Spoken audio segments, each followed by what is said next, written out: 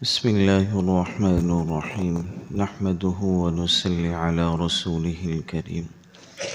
جیسے کل بات چل رہی تھی کہ ہمیں ہر عمل سنت کے مطابق کرنا چاہیے، اللہ کے نبی کی ایک ایک سنت کو ہم سیکھیں اور اس کے مطابق زندگی گزاریں۔ جیسے ایک کافر نے حضرت علی سے پوچھا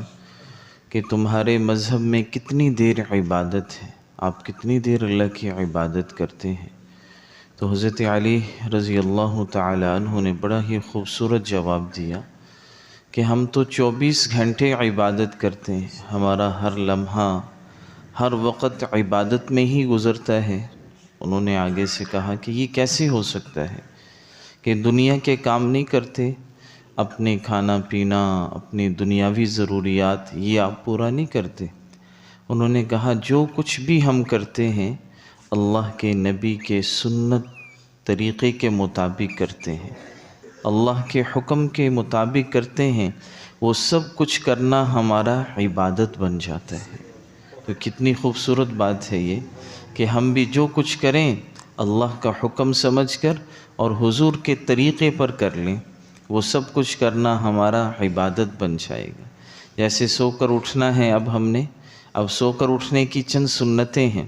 اللہ کے نبی صلی اللہ علیہ وسلم جب بھی سو کر اٹھتے تو اپنے دونوں ہاتھوں سے اپنی آنکھوں کو تھوڑا سا ملتے، یہ حضور کی سنت ہے۔ تو ہم بھی جیسے ہی اٹھیں بستر پر تو اپنی آنکھوں کو جو ہے تھوڑا سا اپنے ہاتھوں سے مل لیں۔ اس سے کیا ہوگا، نیند کا جو خمار ہے وہ بھی اتر جاتا ہے اور حضور کی سنت پوری ہو جائے گی۔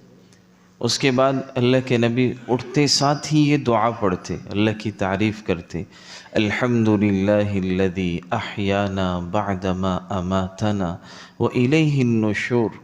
کہ تمام تعریفیں اس اللہ کے لیے، احیانا جس نے مجھے دوبارہ زندگی دے دی میرے مرنے کے بعد،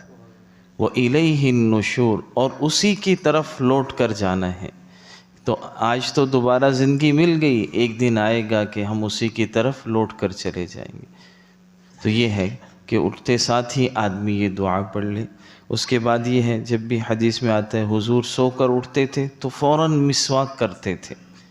جب بھی اللہ کے نبی ابھی چاہے وضو نہیں بھی فرماتے، سب سے پہلے کام آپ کا ہاتھ دھوتے، اس کے بعد فوراً مسواک کرتے۔ پھر وضو جو فرماتے اس میں علیحدہ سے مسواک کرتے۔ یہ دونوں علیحدہ علیحدہ سنتیں ہیں کہ سو کر اٹھنے کے ساتھ فوراً ہاتھ دھونے کے بعد جو ہے اللہ کے نبی مسواک کرتے۔ اور آپ نے فرمایا جب بھی تم میں سے اذا استيقظ احدكم من منامه، جب بھی تم میں سے کوئی سو کر اٹھے فلا يغسلن يده في الاناء، تو اپنے ہاتھ کو کسی بھی برتن میں نہ ڈالے۔ لا تدری این باتت یدہ، وہ نہیں جانتا کہ اس کا ہاتھ نے رات کیسے گزاری اور کہاں گزاری، کہاں ہاتھ لگ گیا ہو۔ تو جب بھی آدمی اٹھے سب سے پہلے اپنے ہاتھ کو دھوئے، پھر آدمی جو ہے لوٹا پکڑے، پھر اور جو ہے کوئی چیز ڈونگا پکڑے جس سے اگر غسل کرنا ہے تو پھر سب سے پہلے اپنے ہاتھ کو دھو لے، کیونکہ اسی کے ذریعے سے آگے ہم نے جو ہے پاکی حاصل کرنی ہے ہاتھ کے ذریعے، تو سب سے پہلے اس کو دھو لیں، یہ آپ نے فرمایا۔ تو جو ہے جب بھی سو کر اٹھیں اپنے ہاتھوں کو دھوئیں۔ اسی طرح اب ہم نے سو کر اٹھے ہیں، کپڑے بدلنے ہیں، تو پہننے کی جتنی بھی چیزیں ہیں ہم نے، یعنی بدن کی جتنی بھی پہننے کی چیزیں ہیں، ان تمام کی سنت یہ ہے کہ جب بھی وہ پہننے لگے ہم دائیں طرف سے پہنیں۔ جوتا پہننے لگے ہیں تو دایاں جوتا پہلے پہنیں،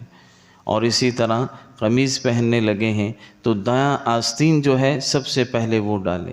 دایاں باؤں جو ہے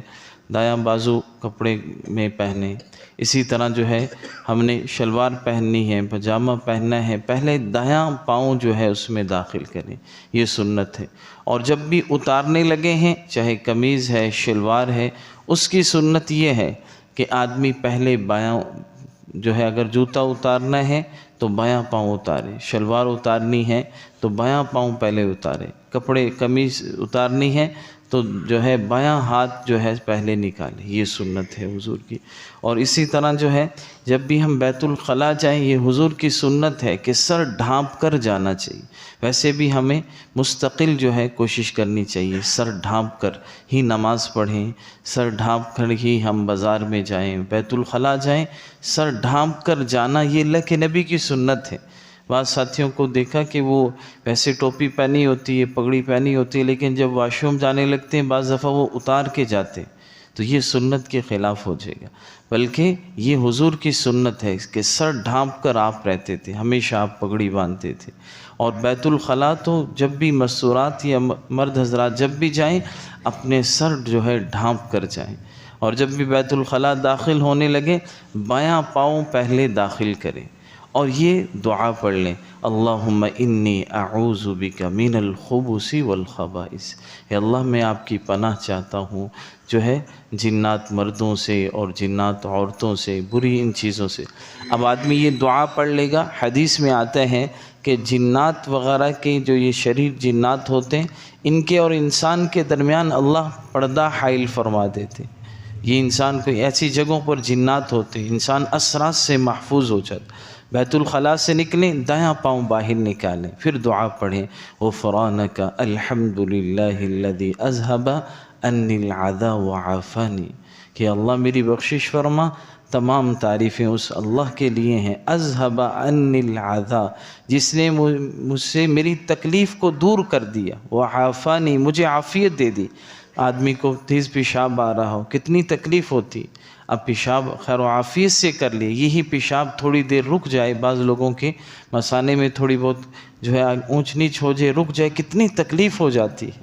اب اللہ کا اس پر شکر ادا کرنا کہ عافیت کے ساتھ میری سے تکلیف گندگی دور ہو گئی اور خیر و عافیت سے اللہ نے مجھے عافیت عطا فرمائی۔ اسی طرح جو ہے پیشاب کی چھینٹوں سے ہمیں بچنا چاہیے۔ اللہ کے نبی نے فرمایا استنزئوا من البول، کہ پیشاب کی چھینٹوں سے بچا کرو، فإن عامۃ عذاب القبر من، اس لیے کہ اکثر عذاب قبر انہی کی وجہ سے ہوتا ہے۔